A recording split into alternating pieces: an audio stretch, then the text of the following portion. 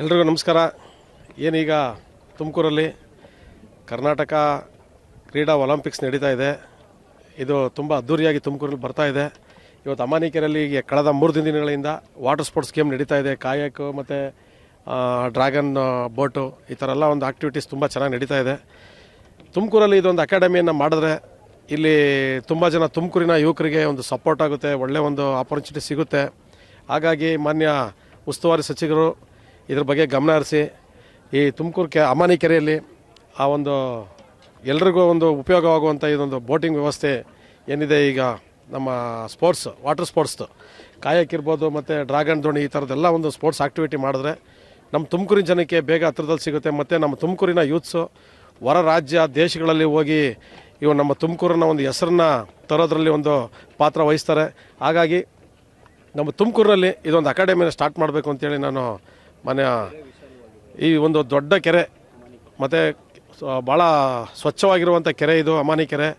ಈ ಕೆರೆಯಲ್ಲಿ ಒಂದು ಅಕಾಡೆಮಿನ ಸ್ಟಾರ್ಟ್ ಮಾಡಿದ್ರೆ ತುಮಕೂರಿನ ಜಿಲ್ಲೆಯ ಎಲ್ಲ ಕ್ರೀಡಾಪಟುಗಳಿಗೆ ಒಂದು ಒಳ್ಳೆಯ ಒಂದು ಅವಕಾಶ ಸಿಗುತ್ತೆ. ಅವಕಾಶನ ಸದುಪಯೋಗ ಪಡಿಸ್ಕೊಳ್ಳೋದಕ್ಕೋಸ್ಕರ ಮಾನ್ಯ ಸಚಿವರು ಈ ಒಂದು ಕೆರೆಯಲ್ಲಿ ಕ್ರೀಡಾ ಚಟುವಟಿಕೆಗಳನ್ನು ಪ್ರಾರಂಭಿಸಬೇಕು ಅಂತೇಳಿ ಅವ್ರ ಹತ್ರ ವಿನಂತಿಯನ್ನು ಮಾಡ್ಕೊಳ್ತೇವೆ. ಅಮಾನಿಕೆರೆ ಇವಾಗ ನಾವು ಬೇರೆ ಬೇರೆ ಕಡೆ ಈ ಕ್ರೀಡಾಕೂಟಗಳಲ್ಲೆಲ್ಲ ಭಾಗವಹಿಸಿದ್ವಿ. ಸೊ ಈ ಕ್ರೀಡಾಕೂಟದಲ್ಲಿ ಜಿಲ್ಲಾಡಳಿತ ಕರ್ನಾಟಕ ಒಲಿಂಪಿಕ್ ಸಂಸ್ಥೆ ಯುವ ಸಬಲೀಕರಣ ಕ್ರೀಡಾ ಇಲಾಖೆಯಿಂದ ಏನು ಆಯೋಜಿಸಲ್ಪಡ್ತಾ ಇದೆ, ನಿಜವಾಗ್ಲೂ ಇದೊಂದು ಬಹಳ ಸೂಕ್ತವಾದ ತಾಣ. ಈಗಾಗಲೇ ನಮ್ಮ ಕೆಲವು ಹಿರಿಯರು ಹೇಳಿದ್ದಾರೆ, ಈ ಜಾಗದಲ್ಲಿ ರಾಷ್ಟ್ರೀಯ ಅಂತಾರಾಷ್ಟ್ರೀಯ ಮಟ್ಟದ ಸ್ಪರ್ಧೆಗಳನ್ನು ನಡೆಸುವಂಥ ಒಂದು ಸಂಪನ್ಮೂಲ ಇದೆ. ಸೊ ಈಗಾಗಲೇ ನಮಗೆ ಮಾನ್ಯ ನಮ್ಮ ಜಿಲ್ಲಾಧಿಕಾರಿ ಮೇಡಮ್ ಅವರಿಂದ ಇದಕ್ಕೆ ಸಂಬಂಧಪಟ್ಟಂಗೆ ಒಂದು ತರಬೇತಿ ಕೇಂದ್ರವನ್ನು ಪ್ರಾರಂಭಿಸಬೇಕೆನ್ನುವ ಒಂದು ನಿಟ್ಟಿನಲ್ಲೆಲ್ಲ ಕಾರ್ಯಚಟುವಟಿಕೆ ನಡೀತಾ ಇದೆ. ಸೊ ಈ ಡ್ರ್ಯಾಗನ್ ಬೋಟ್ ಇವತ್ತು 2ನೇ ದಿನ ನಡೀತಾ ಇರೋದು ಡ್ರ್ಯಾಗನ್ ಬೋಟ್ ಅಂತ. ಈ ಡ್ರ್ಯಾಗನ್ ಬೋಟಲ್ಲೂ ಅಷ್ಟೇ ನಮ್ಮ ರಾಜ್ಯದ ವಿವಿಧ ಜಿಲ್ಲೆಗಳಿಂದ ಚಿತ್ರದುರ್ಗ, ಬೆಂಗಳೂರು ನಗರ, ಬೆಂಗಳೂರು ಗ್ರಾಮಾಂತರ, ತುಮಕೂರು, ಉಡುಪಿ, ಕಾರವಾರದಿಂದ ತಂಡಗಳು ಬಂದಿವೆ.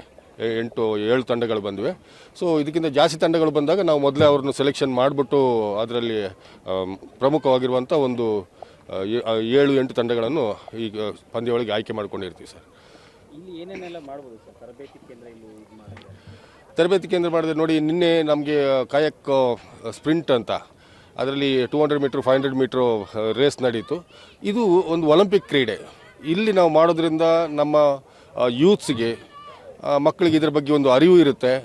ಆಮೇಲೆ ಈ ಸ್ಪೋರ್ಟ್ಸಲ್ಲಿ ಅವರು ತೊಡಗಿಸ್ಕೊಂಡ್ಬಿಟ್ಟು ರಾಷ್ಟ್ರ ಅಂತಾರಾಷ್ಟ್ರೀಯ ಮಟ್ಟದಲ್ಲಿ ಅವರು ಭಾಗವಹಿಸಿದಲ್ಲಿ ಅವರ ಮುಂದಿನ ಭವಿಷ್ಯಕ್ಕೆ ಇದು ಒಂದು ಬುನಾದಿ ಆಗುತ್ತೆ. ಸೊ ನಮ್ಮ ತುಮಕೂರಿನ ಹೆಸರು, ನಮ್ಮ ರಾಜ್ಯದ ಹೆಸರು, ನಮ್ಮ ದೇಶದ ಹೆಸರನ್ನ ಉತ್ತುಂಗಕ್ಕೇರಿಸೋದ್ರಲ್ಲಿ ಈ ಸೆಂಟ್ರ್ ಒಂದು ವೇದಿಕೆ ಆಗುತ್ತೆ ಅಂದ್ಕೊಂಡು ನಮ್ಮ ಅನಿಸಿಕೆ.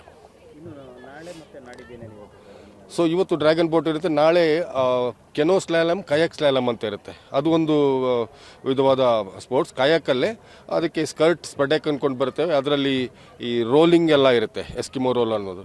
ಸೊ ಅಂಥವನ್ನೆಲ್ಲ ಸ್ವಲ್ಪ ಪಬ್ಲಿಸಿಟಿ ಮಾಡಿದಾಗ ನಮ್ಮ ತುಮಕೂರು ಆಗಲಿ ಬೇರೆ ಎಲ್ಲ ಒಂದು ಹೊಸ ಪ್ರತಿಭೆಗಳಿಗೆ ಇಂಥ ಒಂದು ಸ್ಪೋರ್ಟ್ಸ್ ಇದೆ, ನಾವು ತೊಡಗಿಸ್ಕೋಬೇಕು, ಅದು ಒಲಿಂಪಿಕ್ ಸ್ಪೋರ್ಟ್ಸೇ.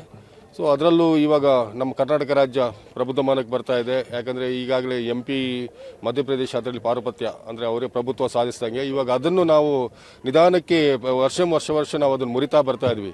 ಕರ್ನಾಟಕ ರಾಜ್ಯದಿಂದ ಜನರಲ್ ತಿಮ್ಮಯ್ಯ ರಾಷ್ಟ್ರ ಸಾಹಸ ಅಕಾಡೆಮಿಯಿಂದ, ಆಮೇಲೆ ಕರ್ನಾಟಕ ಕಾಯಕಿಂಗ್ ಕೆನೋಯಿಂಗ್ ಅಸೋಸಿಯೇಷನ್ನಿಂದ, ಒಲಿಂಪಿಕ್ ಸಂಸ್ಥೆಯಿಂದ, ಕರ್ನಾಟಕ ಸರ್ಕಾರದಿಂದ ಎಲ್ಲ ಕಡೆಯಿಂದ ನಮಗೆ ಸಹಕಾರಗಳು ಸಿಗ್ತಾ ಇರೋದ್ರಿಂದ ಸೊ ನಾವು ಅದರಲ್ಲಿ ಮುಂದುವರಿತಾ ಇದ್ವಿ. ದಿನೇಶ್ ಸುವರ್ಣ ಅಂತ, ಜನರಲ್ ತಿಮ್ಮಯ್ಯ ರಾಷ್ಟ್ರೀಯ ಸಾಹಸ ಅಕಾಡೆಮಿಯಲ್ಲಿ ಮುಖ್ಯ ಪ್ರಶಿಕ್ಷಕನಾಗಿ ಕರ್ತವ್ಯ ನಿರ್ವಹಿಸ್ತಾ ಇದ್ದೀನಿ.